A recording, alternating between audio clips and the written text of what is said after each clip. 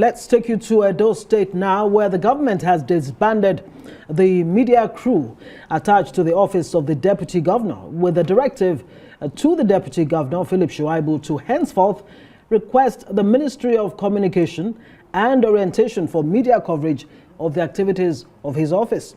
The directive followed the incident that happened during the colloquium held to mark the 60th anniversary of Midwest's referendum held at the Sir Victor Waifo Creative Hub and Soundstage, where some journalists who claimed to be the media crew of the Deputy Governor attempted to force their way into the hall, where the Governor and other invited dignitaries were already seated.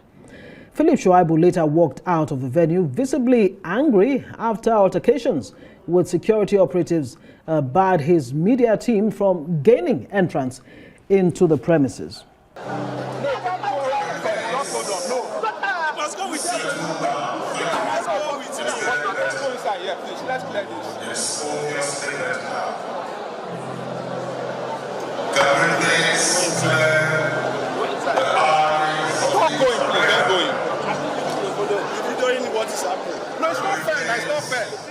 Well, Arise analyst Mahmoud Jega and our Director of News and Politics editor Sambo join us now to unpack this feud. Good to have both of you gentlemen. Let me start with you, Malam Mahmoud Jega.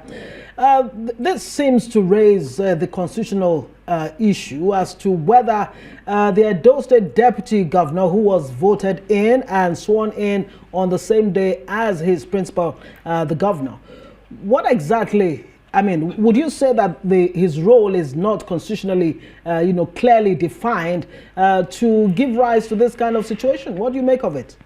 Well, it is a battle for succession, but otherwise, the position of deputy governor in the current Nigerian constitution is always very dicey.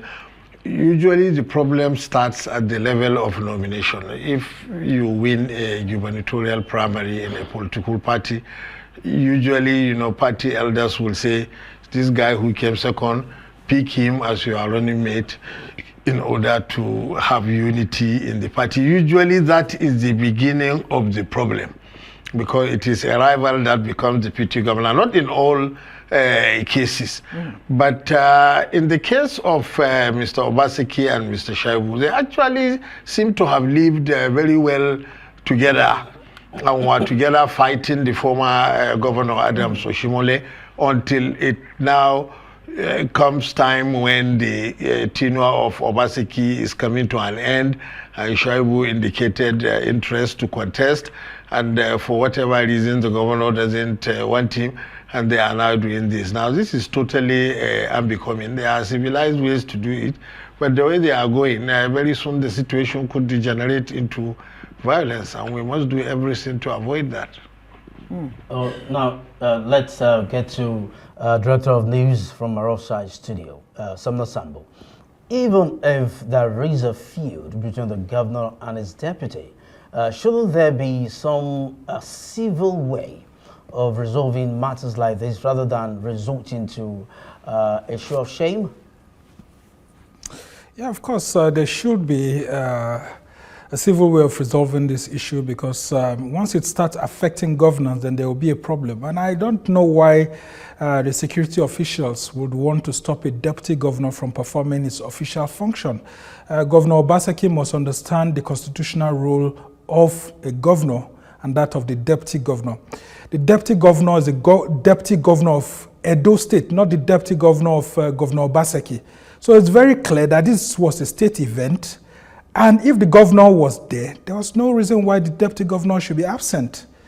These gentlemen were both nominated and got elected the same time. The same rights that the deputy governor has is the same right that the governor has, and the same rights that the governor has is sort of the same right that the deputy governor has, because it's a joint ticket. And once they are elected and they come into government, they are supposed to understand their constitutional rule. And what are the constitutional rules? If you read from section 191 to section 193, you understand that the deputy governor is a governor in waiting, and the governor is just the current occupant. And that's where the problem actually comes from, because Section 193 only says that the governor can decide to give any role that he thinks he can to his deputy governor or a commissioner in the cabinet.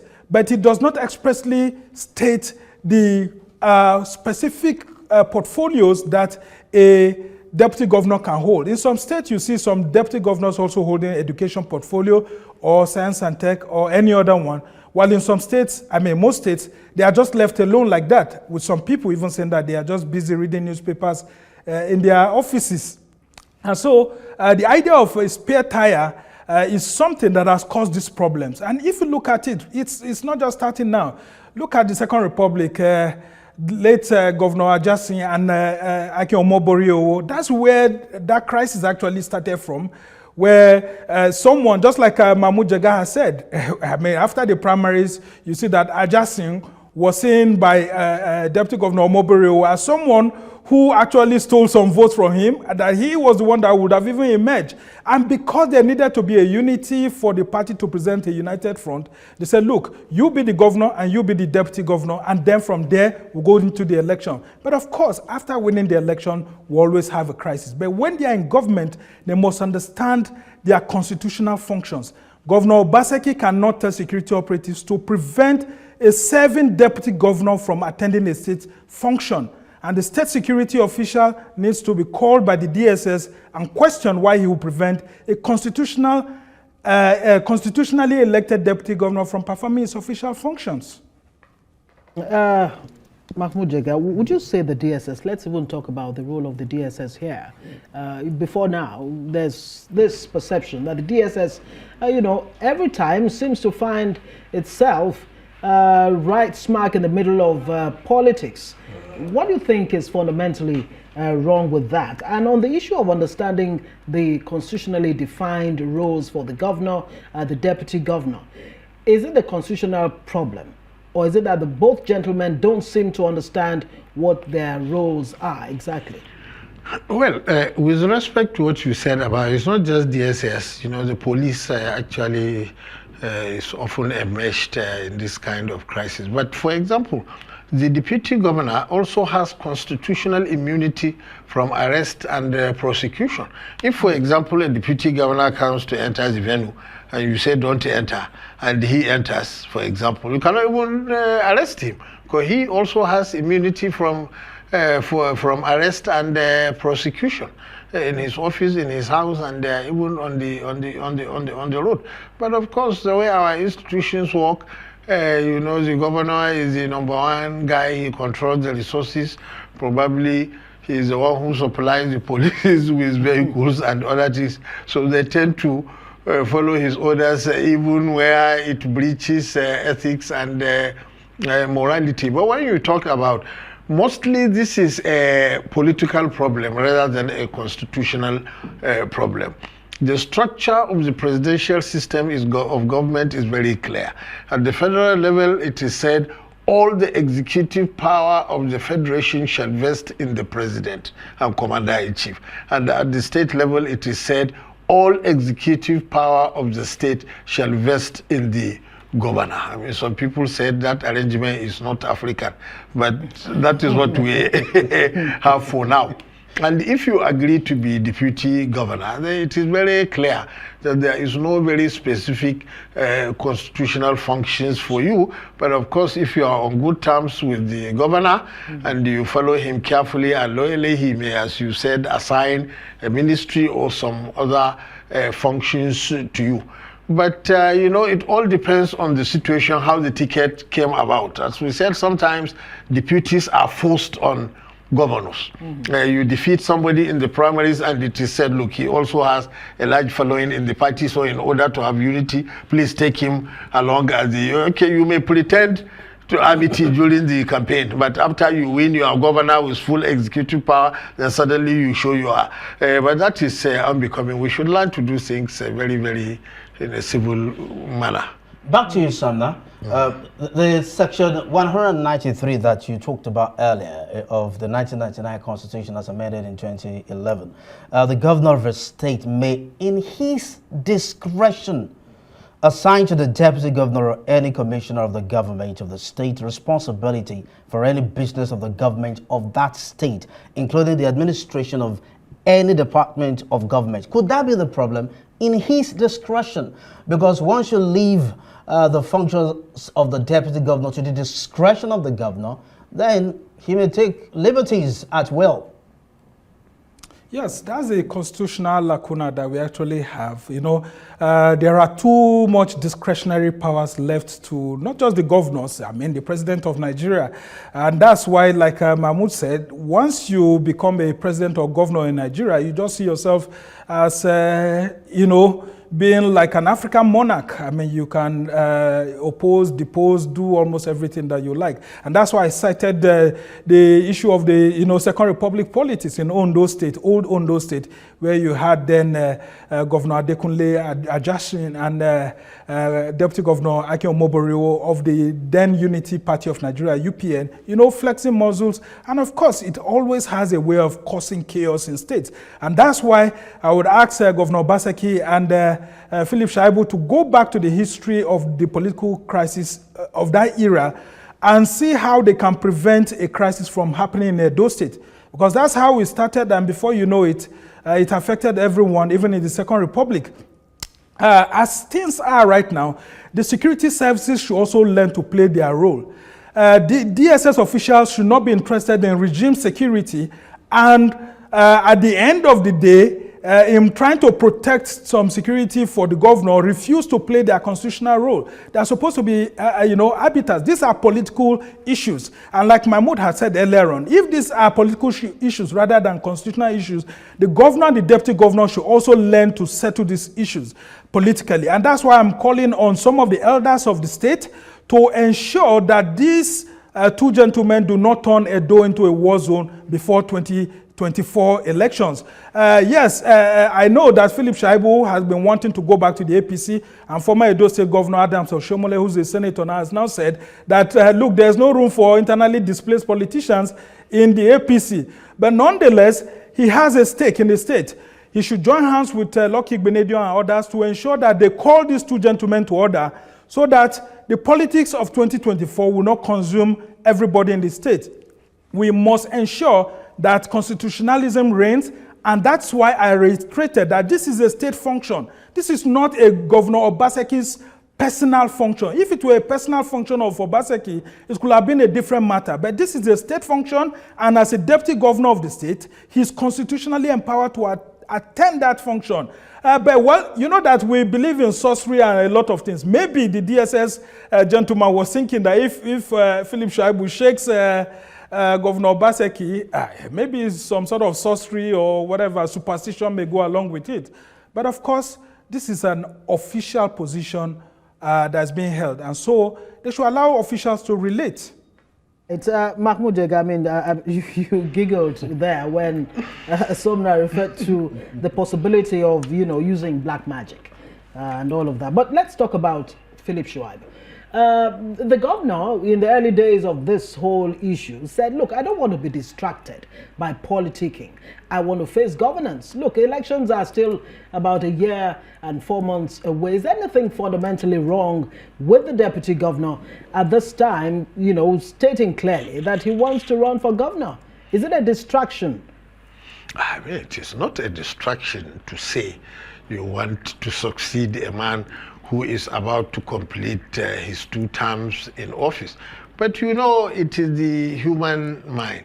Usually these governors, when they are coming to the end of their 2nd term, they would like to, as we say in Nigeria, anoint, especially within their own political party. They want to anoint the person who will succeed him.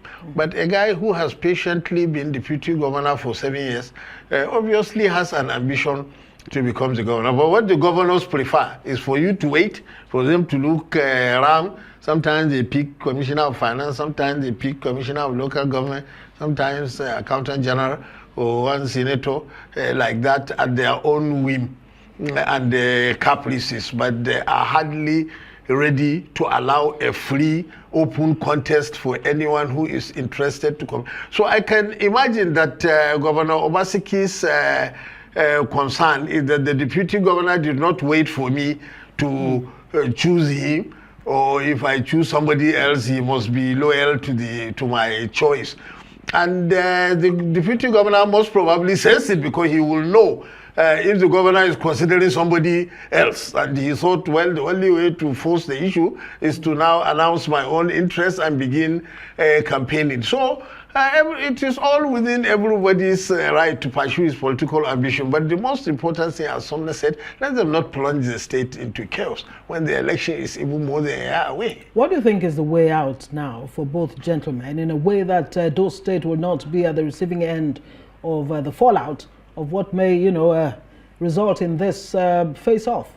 You ask me? Yes. Well, you see, the deputy governor himself is not entirely without blame in this matter. For example, he went to court and asked for an order to stop the Edo State House of Assembly from impeaching him because he had rumors that the governor may sponsor his impeachment. Now, there is a judicial precedent in this matter. In 1981, the governor of Kaduna State, Abdul Qadir Balarabe Musa, now late, went to court and asked for a similar order. And the Kaduna State High Court, and later on the Court of Appeal Kaduna Division, said a court cannot stop a House of Assembly from initiating impeachment proceedings because it is within its constitutional power.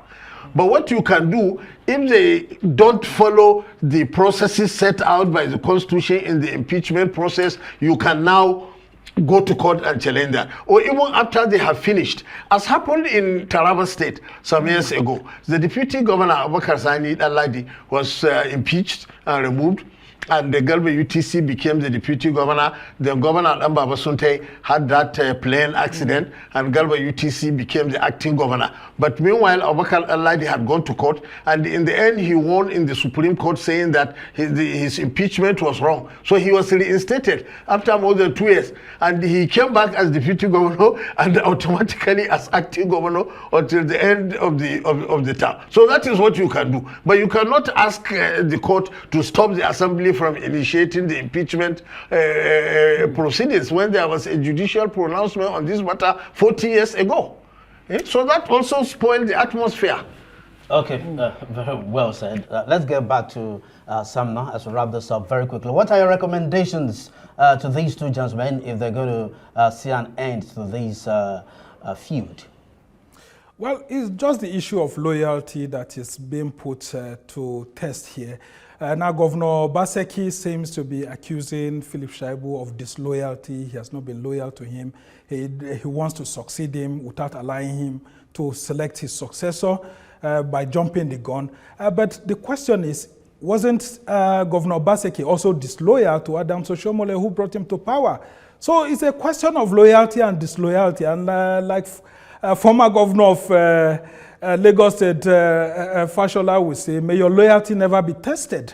You and I know the consequences of such kind of statements that we've had in Nigerian politics and how it has consumed lots of politicians. Philip Shuaibu has to be very careful too, because governors are very powerful and he understands the politics very clearly.